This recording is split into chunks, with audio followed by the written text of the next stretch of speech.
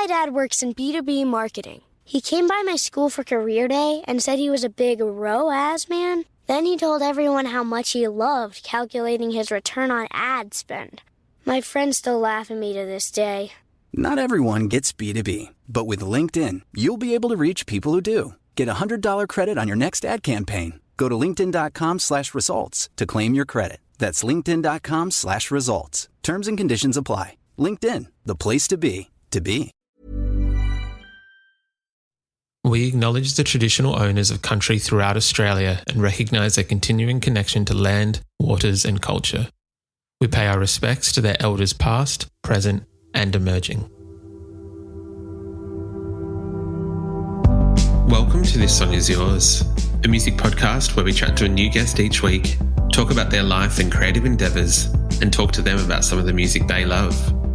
Our show works by chatting to our guests about music, their songwriting techniques, and occasionally getting them to make you a playlist of the songs they love. Welcome to episode 170. I'm your host, Simon Feek. Our guest today is Boo Seeka. The electro-pop singer-songwriter is releasing his brand new record tomorrow, which is entitled Between the Head and the Heart. In today's episode, we're speaking with Ben Boo Gumbleton about the songwriting process for this record, playing Coachella, and we discuss what Food Seeker is. Here we go. Our guest today is the frontman for one of Australia's most loved live acts. Having released their debut record, Never Too Soon, back in 2017, this week sees their welcome return with their second studio record, Between the Head and the Heart. Please welcome to This Song Is Yours, Boo Seeka. Hello, how are we? I'm great. And yourself? Very well, thank you. Where are we finding you today? At our place in Burleigh Heads. I've been calling Burleigh Heads home for a year and a half now. I packed a backpack on December 26, 2020 when they were looking at closing the borders again because I'd picked to work with Matt, the producer that lives in Queensland, and we'd already knocked back the record of about 12 months, 13 months, and they were looking at closing the border again. So I literally packed a backpack and drove up here and haven't left since. Beautiful. What's the music scene like up there? It's great. It's like a very different scene to some extent than what I was used to in Newcastle. In saying that, I wasn't obviously in Newcastle quite a lot with touring around and whatnot, but the other crazy thing is there's a few people from Newcastle that are living in the Gold Coast, so it's crazy how it's done a full circle. But yeah, getting into the scene up here is very different to the scene in Newcastle, that's for sure. I have to say congratulations, firstly, because there is a beautiful record that's coming out this week. It is the third record from you, Between the Head and the Heart. So firstly, congratulations on that and then the release of that. Thank you very much. Yeah, it's been a whirlwind getting to this day, that's for sure. Of course. I know you mentioned something before, and before we do get into the nitty-gritty of the album and the record, there is something else I kind of wanted to touch on because I know that with any kind of album cycle, there's always press to be done. There's always, things to kind of help promote the record, and every artist is trying to do something different or, stand out. One thing that I came across that I thought was brilliant that I already noticed a number of friends following, can you please explain to us what Food Seeker is and how you came across that?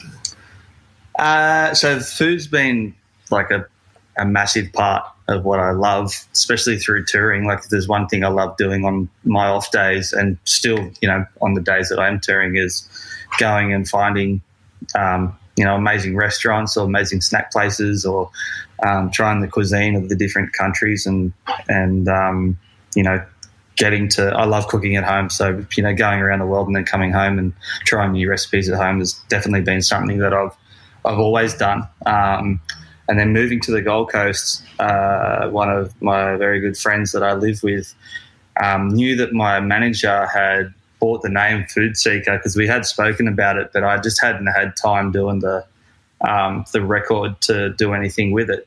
And she knew that I had a page, but there was no followers, no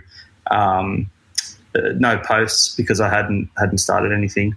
And I cooked a family meal, and without me knowing, she did a post and stuck it up. And then I looked at it the next day because I was getting all these crazy things overnight. And all of a sudden there was 2,000 followers overnight. And I was like, holy crap, what's happened here? And saw that it was Nikki. And then I just thought, at the end of the day, it's kind of, it looks like a lot of work, but it's really not, because all it is just me taking pictures of rather when I cook at home or me going out and eating. And it's crazy to think that people have gotten into it so quickly. And I think if anything, though, it's just shown me that it's not that far from the spectrum of what I've been doing around the world in the last 5-6 years anyway. Like, I've always posted about, trying new wines or going out to restaurants. So just having a page to be able to kind of express my other side of things that I love has been really cool, and I've been really enjoying it. 100%. I think the more we've come along, even in the last 10 or 15 years, people like to see different facets or different sides of artists. And I think that this Instagram page, and we will put it in the show notes of this episode, so anyone who wants to go visit. But yeah, there's some incredible dishes on there. One pork belly that looked incredible. Yeah, I got to say that whenever I go to some of my friends that I haven't seen for a while and I ask them what they want me to cook, it's usually the crispy pork belly for sure. I think, from the image alone, I imagine with good reason, but that is not what we are here to talk about. Thank you for indulging me with that. We can talk about pork belly if you want it. That's not a problem. I might get in trouble with the powers that be for what we're promoting. Between the Head and the Heart is the new record that is out this week. I'm curious because I know that everyone's kind of been locked up indoors, doing everything like that for the last number of almost 18 to 24 months. How long has this record been in the works from yourself? And I know you mentioned before there's a few kind of roadblocks to get here. I heard that there was, I think, one record that was almost done and then put aside. Yeah. How has it been, and how are you feeling about it? It's been, I think this record, and I'm only kind of somewhat seeing it now as on a personal level, as a lot of accomplishments. I think, as you said before, I had a record already done prior to me coming up here that I'd already shown Matt. I was like, these are the songs I want to record for the next album. Great, we'd all signed off on them and was coming up here to do that. And then, some things just happened in my personal life that definitely went down a road that I don't think anybody in life would have ever been anticipating or being ready to have to go through. And that record that I had written just really wasn't, we started recording and it just really wasn't resonating with me at all. I was kind of going into the studio, not really into it, not feeling inspired.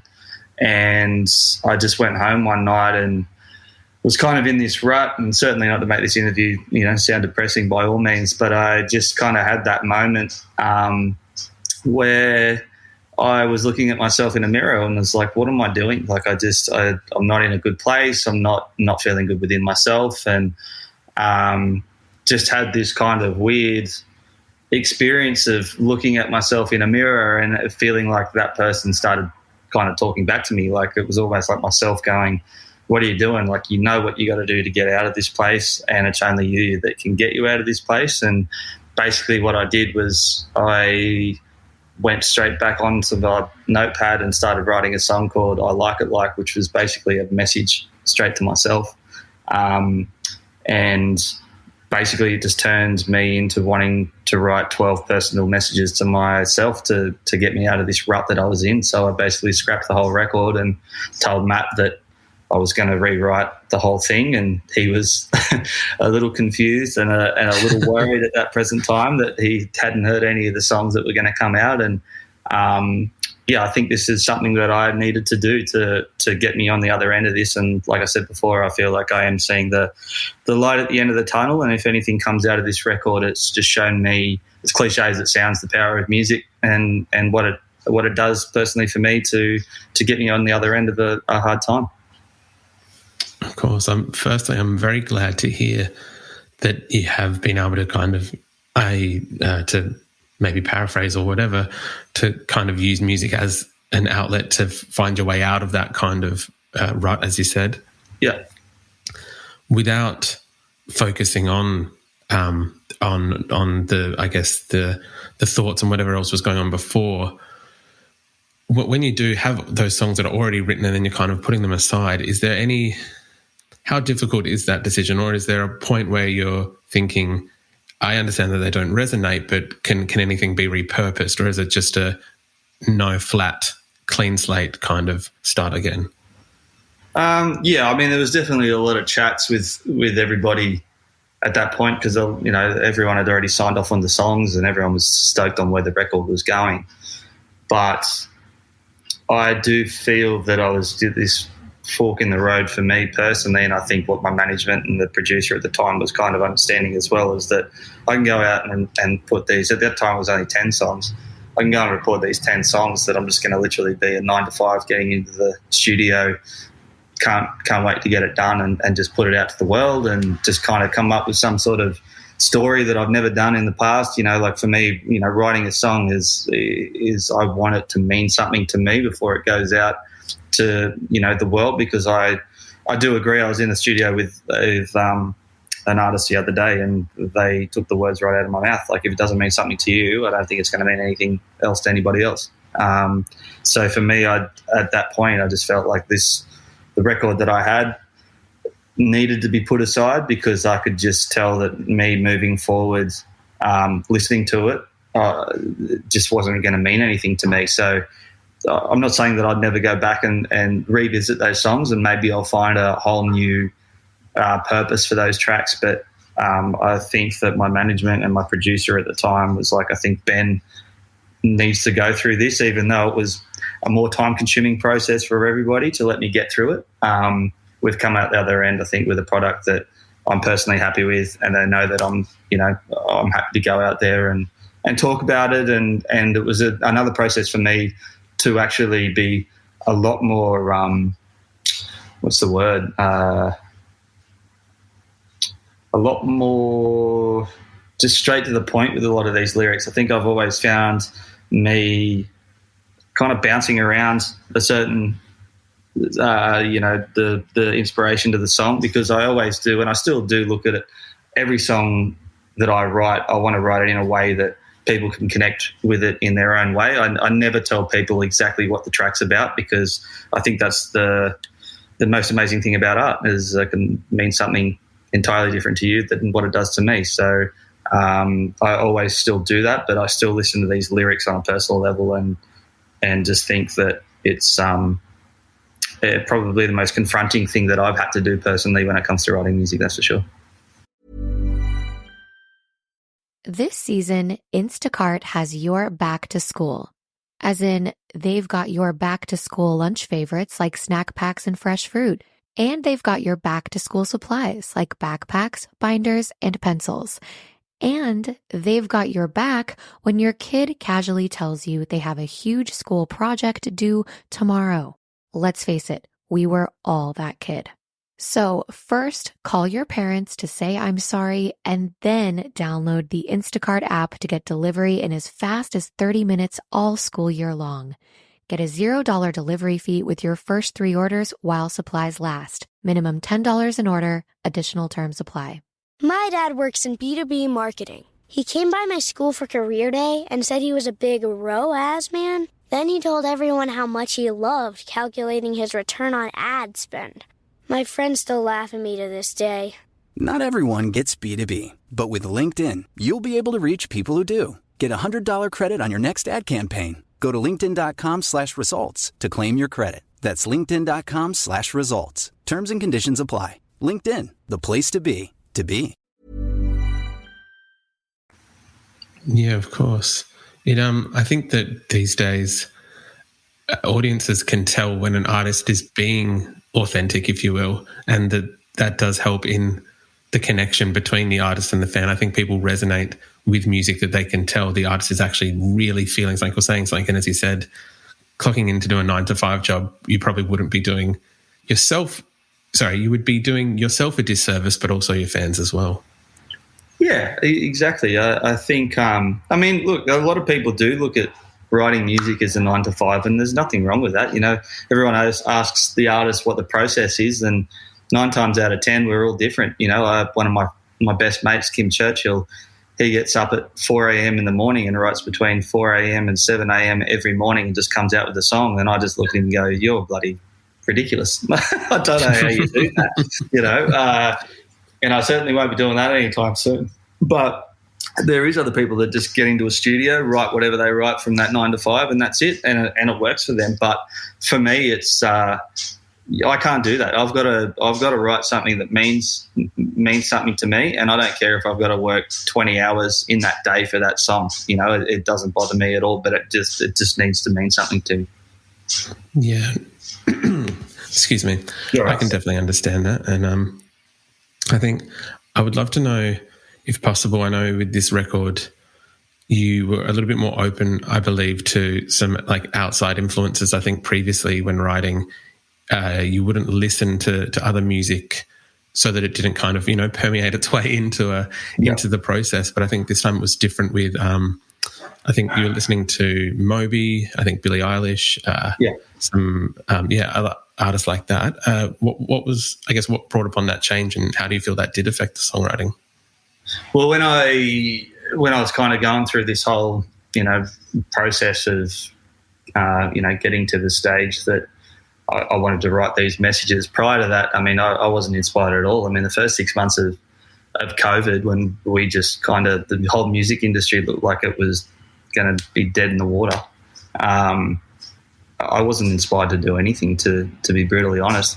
And it was probably the first time that I found myself listening to a lot of music again, because I've been on the road a lot, I've been writing a lot, I've been already writing a record. So I went back into my process of not listening to a lot of music.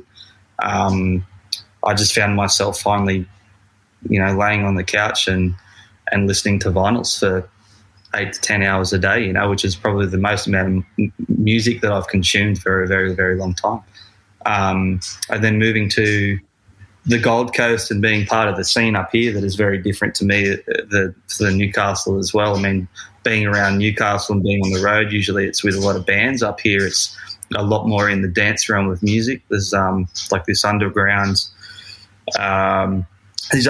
raves called the Sweatshop and Need the Freak, that the guys that run those have become very, very close friends of mine, and was always inviting me to come to these parties that they put on. And it was incredible. It was incredible to see artists. I'd never even heard any about these artists, and there would be packed tents just going absolutely crazy about it. And, the closest thing that I could say that it took me to was my first time going to Berlin and going to the underground kind of clubs and that. And I think being a part of that scene up here was something completely and utterly brand new to me, that it definitely did influence me in taking that kind of sound back to the studio. And also working with Hayden James and him coming to me and asking me to write some songs for his record. There's no doubt about it that, you know, me indulging into his music and listening to him, that definitely influenced the sounds of some of these songs for sure. I was going to bring up the collaboration with Hayden, because it feels like, well, it seems from like an outsider's perspective that it has been quite fruitful. I think that he's worked on a few tracks on this record. You've worked with him. I did see that you made it across to Coachella with him earlier this year, which looked incredible. How was that experience? To be brutally honest, when he first told me, I thought he'd had too many glasses of wine. I thought he was just playing a bit of a hoax on me. But when I got the confirmation email the next day, I was like, holy crap, this is actually happening. And it's just an absolute honour. You know, like I've looked up to Hayden prior to Boo Seeka even being a thing, you know, in the electronic world, in especially Australia. And to be asked by someone like him to come and write some songs on his record, and Jay and I, and Jay, the other part of Boo now, you know, was being able to be a part of 2 songs on his record, being Free and Lights Go Down. It's, for me, it always and forever will be about having respect within the industry, and being asked by someone like Hayden to do songs is, to me, a massive respect and something that I will never forget for sure. Yeah, of course. was hoping, I know you mentioned just a second ago, you don't ever kind of give away the true meaning of a song. As you said, it's open for interpretation. Yeah. I was wondering if you could maybe, so not speaking so much about the lyrics, but talk about maybe the mechanics or the song building, if you will. One of my favorite tracks off the record was Superstar, which I thought was this beautiful kind of like hazy track, which I think is around the middle of the record, around track 5 or 6. Yeah. Are you able to just tell us a little bit more about how that track was built or how it was composed, I guess? Well, that one alone was definitely like, how can I say this without giving it too much away? Let's just say it was very much a therapy session. That one, when it came to like actually getting my frustrations of a lot of things out. There was a lot of, I don't know how to say this without giving it too much away, but I feel like when people, I wanted to write a song that, regardless of what people are going through in their life, I wanted to definitely write a chorus that they could just turn the volume up to max and just scream this thing out. You know, like I hope that when we get to start playing this one live at our own shows and at festivals, I do really feel like that can be a 4-minute therapy session for all of us, where we just let out any frustrations that's happened in our lives for that week and just yell it to the heavens above and feel a bit more cleansed and move on. I hope that's enough for you. That was perfect. I do get that kind of vibe that it will be a popular track amongst the festival crowd. So thank you for indulging me with that.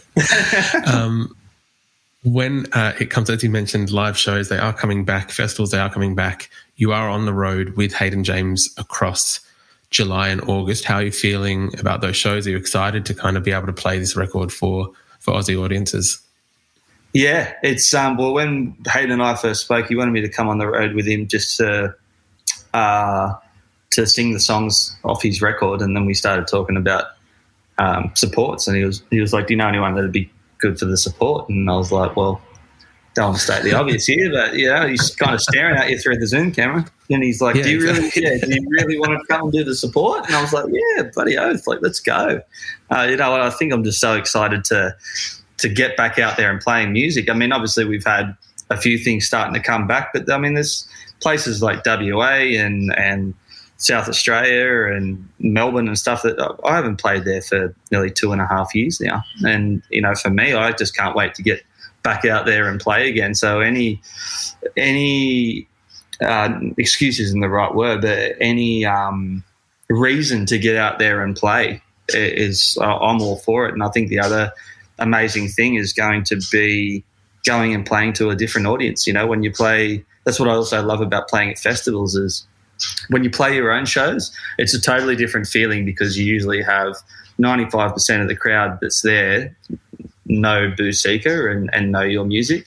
And I love going and playing to crowds that there might be 80% of the people in the crowd that have no idea who Boo Seeka is. And I love that experience of seeing somebody see a band, hopefully, like for me, like seeing somebody or hearing somebody come up to me after a show and go, "Never seen you before, and that was awesome," or "Seen you before and didn't really enjoy it." Like, that's fine, but I love that experience. I love playing to new crowds, and to get out there with Hayden James's crowd is going to be an honour. Can't wait. We are based in South Australia, and we know quite a few people who've already expressed their excitement in both. I think here it's almost being booked as a double bill. It's not a support. There seems to be enough excitement around both acts for it to be a double bill. So I think people are very excited to see you back on the road. It's been a shame not to be back in Adelaide for so long. I've missed playing Adelaide. I've had some great shows there, and we're coming back. So we're doing the Hayden run, and then we're coming back to do our own run. I think about a month later we're back. And it's going to be the first time I think that we've ever played Adelaide on a Saturday, because every time that we've always had to come to Adelaide, it's always the jump over to Perth. So you always do Adelaide on the Thursday and then jump over to WA. But this time around, I was like, you know what? Like, everyone's always asked us to come on a weekend, so let's route a little bit different and go over to Perth first and then come back and play Adelaide. So I'm really looking forward to getting there and playing on a weekend for the first time for sure. That's very exciting, and you'll be able to enjoy Adelaide nightlife for what it is. I guess my nightlife around you is actually I just went for a week into the Barossa and finally got my way through the Barossa for a week, and man, I can't wait to get back and do that again. I was in absolute heaven. Well, then yes, you'll love it. Not an issue then. Ben, very quickly and lastly, usually we'd ask, I guess, what they're currently listening to, if there's any record at the moment or any single, whatever it may be, that has kind of got your interest. Things that I've been listening to at the moment, I can actually tell you because I probably haven't lined up on my vinyl player. So I've just been going back and listening to Lord's first record. That's the last thing that I've been listening to. I've been a huge fan of Lana Del Rey, so I've gone back and started listening to a lot of Lana Del Rey. There's a Australian band that's coming up through the ranks called Pacific Avenue. I've been really enjoying those guys. What else have I been getting into? I'm just trying to think of new stuff and not always the old stuff.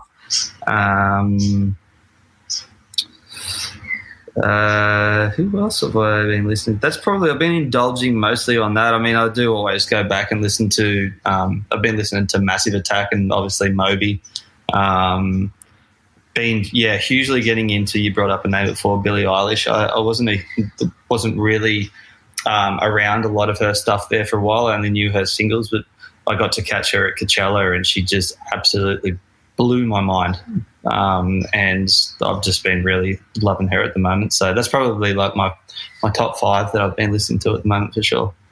All very solid picks. And agreed. I think Billie Eilish not falls into this pop category, but some people might dismiss or just not be aware of or whatever it may be. But her and the work that she does with her brother Phineas, I'm not sure if you're across his stuff, but his is. I am. I don't know a lot of his stuff, but I know of him. Obviously, he brought out a couple of songs that I know, and he's a lot behind Billie's stuff. He's just like he's nearly another.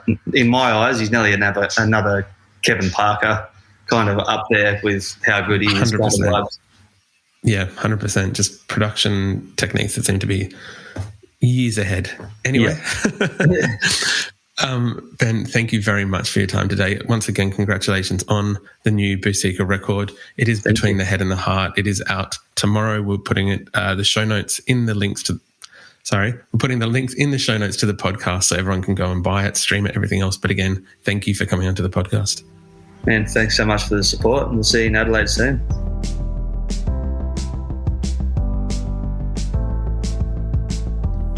And that's our show.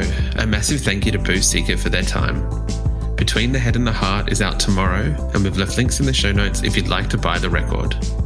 We also want to give a huge shout out to Emily at On The Map PR for helping out with today's interview. If you like this show, please subscribe wherever you get your pods and stay up to date when new episodes are released. We release new shows each Wednesday and Friday morning, and we now have a Patreon, which you can find within the show notes of this episode. You can follow the Playlist profile on Spotify, and you can follow us on Instagram, Facebook, and TikTok. Until next week, cheers.